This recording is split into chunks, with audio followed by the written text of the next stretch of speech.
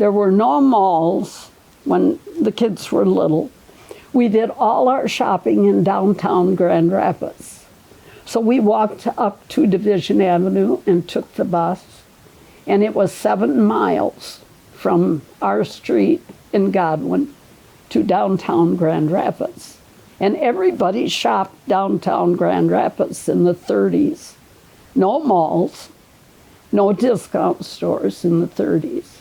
And the ladies wore hats and gloves when they went downtown to shop. And it was a treat when my mother took us down. I forgot to tell, way back when I met him, he was working at Wurzburg's department store, the fancy one on Lower Monroe. He was 14, and he had a job in their fancy restaurant as busboy. And so I talked my mother into taking me downtown. Like I said, it was prim and proper. You wore hats and gloves when you went downtown shopping. And we went to Wurzburg's and went up to have a soda so she could see Roger. And he was working at 14 at Wurzburg's, making what, 35 cents. 35 cents an hour.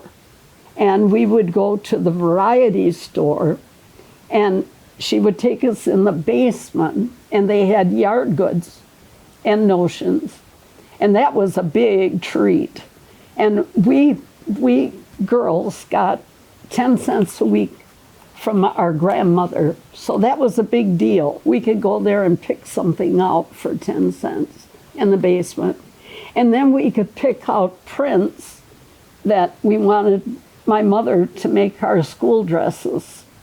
And she did all the sewing and made dresses and matching panties. And then there was a bakery in that row of stores. But there was a feed store.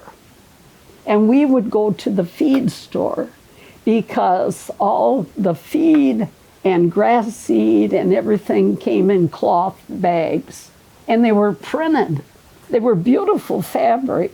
My mother would buy the empty bags from them and make our school dresses, her house dresses, and her aprons from those feed bags.